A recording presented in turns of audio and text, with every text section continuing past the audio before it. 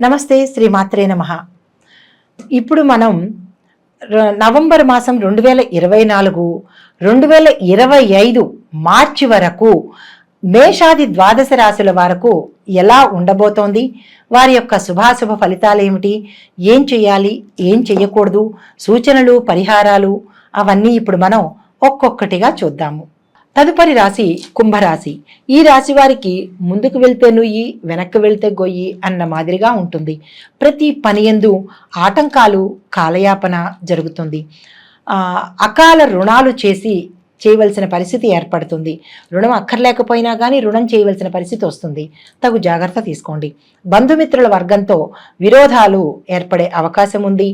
అధికారుల వలన భయము, కోర్టు వ్యవహారాల్లో చిక్కులు, వృత్తి వ్యాపారాల్లో నష్టాలు, ఏది కలిసి రాకపోవడము, కుటుంబంలో కలహాలు ఏర్పడి భార్యాభర్తలు విడిపోయే అవకాశాల వరకు వెడుతుంది. కాబట్టి కొంచెం జాగ్రత్త తీసుకోవాలి. శుభకార్యాలు, ఉద్యోగ సమస్యలు, నమ్మిన వారి వలన మోసాలు, అపనిందలు, చేసే పనిలో ప్రతి పనిలోనూ ఆటంకాలు, సమయానికి నెరవేరకపోవడము జరుగుతుంది. మనసుకి ఆందోళన, భయము ఎక్కువగా ఉంటుంది. శరీరం యొక్క ఆరోగ్యము సామాన్యంగా అంతంత మాత్రంగానే ఉంటుంది. అనారోగ్య సూచన ఎక్కువగా కనపడుతోంది కాబట్టి తగు జాగ్రత్తలు తీసుకోవాల్సిందిగా చెప్పడం జరిగింది. మోసపోవడము, దగా చెయ్యడము చేస్తారు. మీకు వారి దగ్గర నుంచి కొంచెం జాగ్రత్తగా ఉండండి. గుప్త శత్రువులు ఉంటారు. మీ చుట్టూ ఉన్నవారు, మీరు నమ్మిన వారే మిమ్మల్ని మోసం చేయడం జరుగుతుంది. అది బంధువర్గంలో కానీ, లేదా మీ చుట్టూ ఉండే స్నేహితుల వల్ల కానీ, లేదా మీ కార్యాలయంలో ఉండే, లేదా మీ ఆఫీసులో ఉండే, లేదా మీ బిజినెస్లో మీ పక్కనే ఉండే వాళ్ళు మిమ్మల్ని మోసం చేసే అవకాశం ఉంది. కాబట్టి సంయమనంతో తెలివిగా ప్రవర్తించండి. ఎవరిని నమ్మకండి. తరువాత ఆరోగ్య విషయంలో జాగ్రత్తలు తప్పనిసరిగా తీసుకోవాల్సిందిగా చెప్పడం జరిగింది. అయితే ఈ రాశి వారికి ఆయా రంగంలో ఎలా ఉండబోతోంది చూద్దాం. ముందుగా విద్యార్థులు కష్టపడి చదివినా కానీ పాస్ అవ్వడం చాలా కష్టంగా ఉంటుంది. కుటుంబంలో చిరాకుల వలన విద్య మీదకి, అంటే చదువు మీదకి మనసు వెళ్ళకపోవడము, ఆటంకాలు ఏర్పడము జరుగుతుంది. తర్వాత జ్ఞాపక శక్తి లోపించడం వల్ల మీరు అటెంప్ట్ చేయాలనుకున్న పరీక్షలు కానీ, లేదా ఏవైనా ఎంట్రన్స్ ఎగ్జామ్స్ కానీ సరిగా ఆన్సర్ చేయలేకపోయే సమస్య ఉంది. కాబట్టి దానికి చిన్న పరిష్కారం చెప్తాను. గణపతికి లేదా దక్షిణామూర్తి స్వామికి, సరస్వతి అమ్మవారికి హోమం చేయించుకునే వాళ్ళు, శక్తి ఉన్నవాళ్ళు గణపతి హోమము, సరస్వతి హోమము వజని ఉపయోగించి చేయించుకోండి. అంత స్తోమత లేదు అని అనుకున్న వాళ్ళు గణపతికి 108 సార్లు ఓం గం గణపతియే నమః అనే మంత్రాన్ని చదువుకుంటూ ఉదయం పూట గరికమాలను స్వామివారికి సమర్పించి గూడాన్ని, అంటే బెల్లాన్ని నైవేద్యంగా పెట్టి మీ యొక్క సంకల్పాన్ని, అంటే జ్ఞాపక శక్తికైనా కావచ్చు, లేదా మీరు ఏదైతే అనుకుంటున్నారో చదువు విషయంలో దాని గురించి మీరు ఒక చిన్న విన్నపంలాగా రాసి స్వామివారికి పటం కింద కానీ విగ్రహం కింద కానీ పెట్టి మీరు మీ సంకల్పంలో చెప్పుకోండి.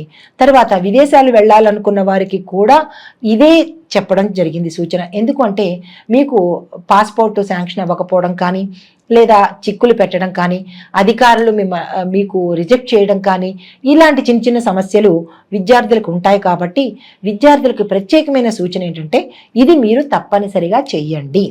తర్వాత ఉద్యోగస్తులకి ఇష్టం లేని ప్రదేశాలకు ట్రాన్స్ఫర్స్ అయ్యే అవకాశం కనబడుతోంది. కొంతకాలం సెలవు పెట్టి ఇంట్లో ఉండే అవకాశం కనబడుతోంది. కాబట్టి అది ఎందుకు, ఏమిటి అనేది మీరు పరిశీలించుకోండి. తప్పుడు పనులు చేయడం వలన పై అధికారులకి లొంగిపోయి గౌరవాన్ని పోగొట్టుకునే అవకాశం గోచరిస్తోంది. కాబట్టి తప్పుడు పనులు చేయకుండా ఉండడం చెప్పదగిన సూచన. ఇక తప్పదు, చేసేశారు అని అనుకున్న వాళ్ళు తప్పనిసరిగా సరెండర్ అయిపోవలసిందే, తప్పదు. ఎందుకంటే గతంలో చేశారు కాబట్టి ఇప్పుడు మరి దొరికిపోయే అవకాశం కనబడుతోంది. కాబట్టి దీనికి పరిష్కారం అయితే ఏమీ గోచరించట్లేదు. మీ తప్పును మీరు ఒప్పుకోవడమే తగిన పరిష్కారము. తరువాత వ్యవసాయదారులకు 2 పంటల్లోనూ ఆశించినంత దిగుబడి రాకపోవడం వల్ల మనస్తాపానికి ఒకంత గురి అవుతారు. కాబట్టి దాన్ని మీరు నిలదొక్కుకోవాల్సిందిగా చెప్పడం జరిగింది. అయితే పెట్టుబడులు ఎక్కువ అవుతాయి. కాబట్టి ఆ పెట్టుబడులను మీరు దేనికి పెట్టాలి, ఎంతెంత పెట్టాలి అనేది మీరు బేరీజు వేసుకుని అవసరమైన దానికి మాత్రమే మీరు పెట్టుబడి పెట్టవలసిందిగా చెప్పడం జరిగింది. అయితే కౌలుదారులకు చేపల చెరువుల వారికి విపరీతమైన నష్టం వాటిల్లే అవకాశం కనబడుతోంది. అది ఎందువల్ల, ఏమిటి, ఎక్కడ అనేది మీరు చాలా నిశితంగా పరీక్షించి దాని నుంచి బయటపడే ఆలోచన చెయ్యండి. తరువాత వ్యాపారస్తులకు కొన్ని చిక్కులు వచ్చే అవకాశం కనబడుతోంది. జాయింట్ వ్యాపారస్తులు విడిపోయే అవకాశం కూడా కనబడుతోంది. కాబట్టి అది కాదు కూడదు అని అనుకుంటే విడిపోవడమే మంచిది. కొత్త భాగస్వామ్య వ్యాపారానికి మాత్రం ఇప్పుడే మీరు శ్రీకారం చుట్టకండి. కొంత మీకు పరిస్థితులు అనుకూలించాక అప్పుడు మీరు ఆ దిశగా ప్రయాణం చేయండి. అంతవరకు పాత భాగస్వామితో తగాదాలు ఉంటే ఒప్పందాన్ని విరమించుకోవడమే చాలా మంచిదిగా చెప్పడం జరిగింది. అయితే నూతన వ్యాపారాలు చేద్దాము, బ్రాంచీలు విస్తరిద్దాము అని అనుకున్న వాళ్ళు స్వదేశంలో కానీ విదేశంలో కానీ ఈ మాసంలో, నేను చెప్పిన ఈ మాసంలో అంటే నవంబరు, డిసెంబరు, 2025 జనవరి, ఫిబ్రవరి, మార్చ్ ఈ 5 మాసాల్లోనూ మీరు అటువంటి ప్రయత్నాలు చేయకుండా ఉండడమే చాలా మంచిదిగా చెప్పడం జరిగింది. అయితే తదుపరి క్రీడాకారులకు, కళాకారులు, సినీ, టీవీ ఆర్టిస్టులకు, గాయనీ గాయకులకు ప్రోత్సాహకరంగా ఉండకపోవచ్చు. ఎందుకంటే ఆ దిశగా ఏమీ ప్రోత్సాహం కనబట్టలేదు. కాబట్టి మీరు కొత్తగా ఆలోచనలు చేయకండి. నూతన ఫిల్మ్ నిర్మాతలకు ముందుకు వెళ్ళకపోవడమే మంచిది. కొత్త సినిమాలు తీయకండి. అయితే ఒకవేళ ధైర్యం చేసినట్టయితే కనుక నష్టాలు చవి చూడవలసి వస్తుంది. కాబట్టి మీకు ప్రతిభకు తగ్గిన గుర్తింపు రాకపోగా నష్టాలు వచ్చే అవకాశం ఉంది. కాబట్టి ఈ మాసంలో క్రీడాకారులు కానీ కళాకారులు కానీ మీరు ఏవైతే చేస్తున్నారో వాటితోనే అడ్జస్ట్ అవ్వాల్సింది. కొత్తగా ప్రయత్నం చేస్తే రాకపోగా అవమానాలు పాలయ్యే అవకాశం గోచరిస్తోంది. కాబట్టి ఆ దిశగా మీరు వెళ్ళవద్దు. తర్వాత కాంట్రాక్ట్ బిల్లులు అంటే కాంట్రాక్టర్స్కి బిల్లులు వసూళ్లు అవ్వడానికి ఆలస్యం కనబడుతోంది. లేబర్స్ అంటే మీ కింద పనిచేసే కాంట్రాక్ట్ లేబర్స్ వల్ల చాలా ప్రాబ్లమ్స్ వచ్చే అవకాశం ఉంది. కాబట్టి వారితో తగు జాగ్రత్తగా ఆచితూచి మాట్లాడండి.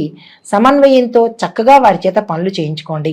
అయితే ఆగిపోయిన బిల్లులు మీకు ఈ మాసంలో వచ్చే అవకాశం అయితే లేదు. కాబట్టి ఇంకా దానితోనే మనస్తాపం చెందకుండా కొత్త రకంగా ఆలోచించడం మొదలుపెట్టండి.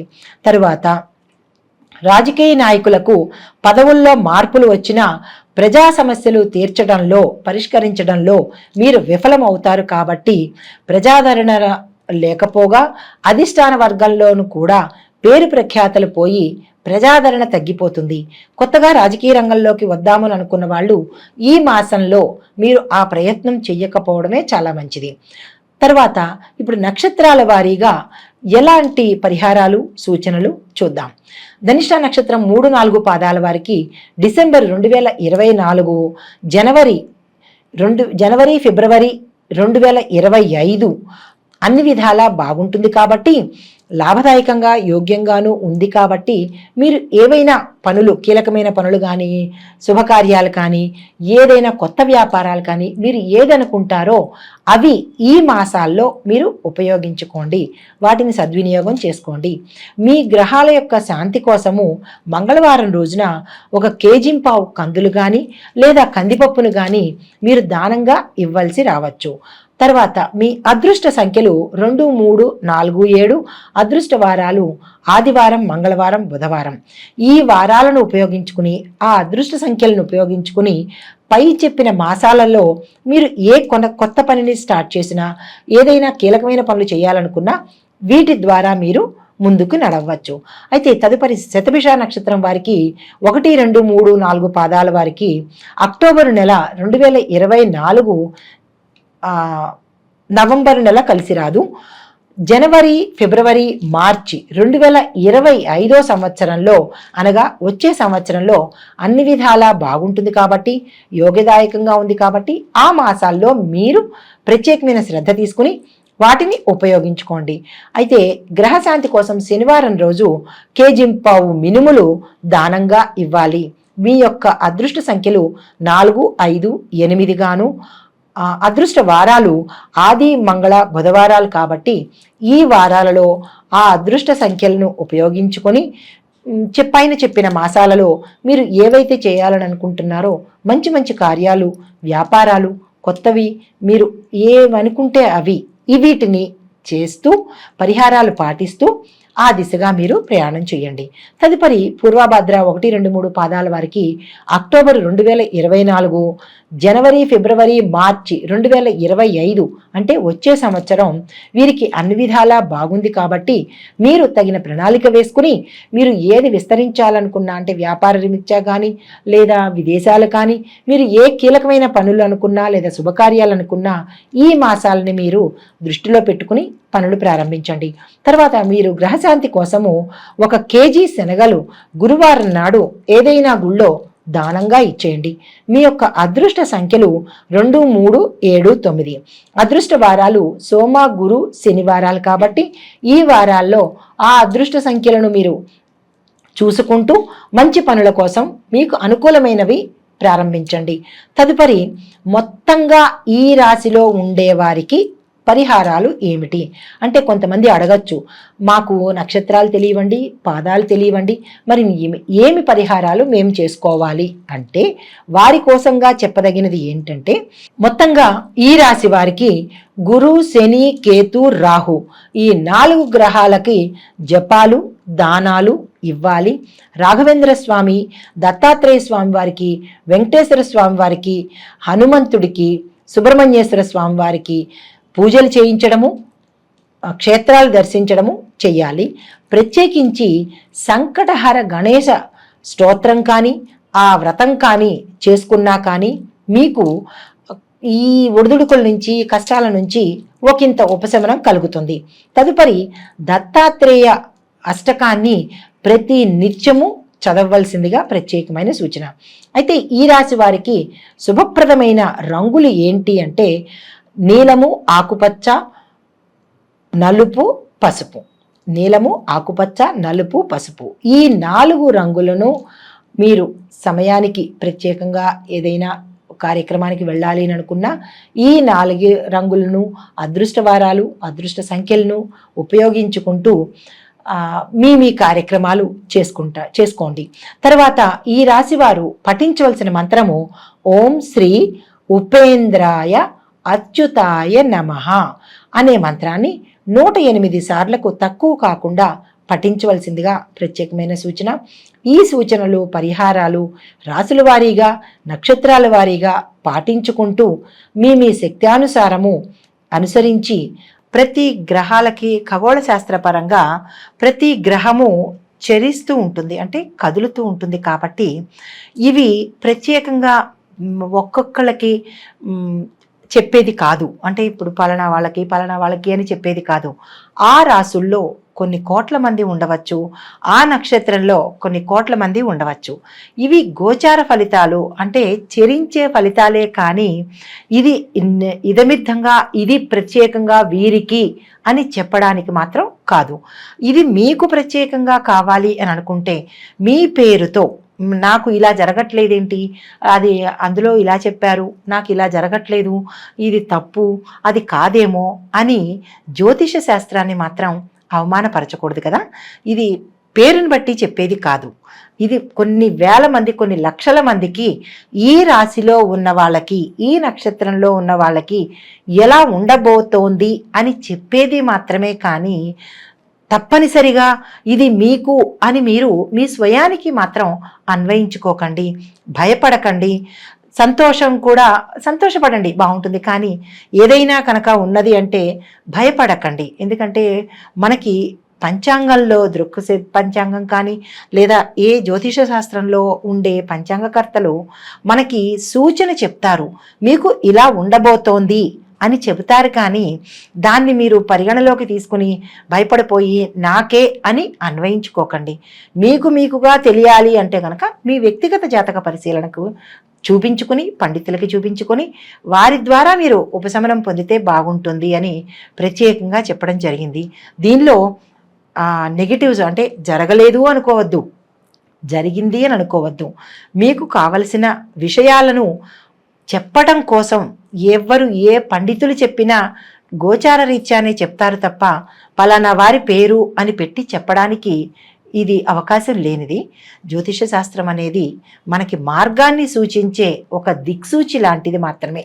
దాన్ని ముందుగా తెలుసుకుని తగు జాగ్రత్తలు తీసుకుంటామని చెప్పడానికి ఈ శాస్త్రం మనకి ఉపయోగపడుతుంది. దీనిలోని తప్పొప్పులను ఎంచకుండా, నెగిటివ్స్గా ఆలోచించకుండా, ఎవరిని దూషించకుండా, ఒకరు ఎక్కువ కాదు, ఒకరు తక్కువ కాదు. పండితులు చెప్పేది ఎప్పుడూ సమంజసమయ్యే ఉంటుంది. అన్నీ చూసుకునే చెప్తారు కాబట్టి ఎవరిని దూషించవద్దు. మీ సొంతంగా ఆలోచించి మీ సొంతంగా మీ నిర్ణయాలు తీసుకోవద్దని ఈ ముఖంగా ప్రేక్షకులకు నేను విన్నవించుకుంటున్నాను.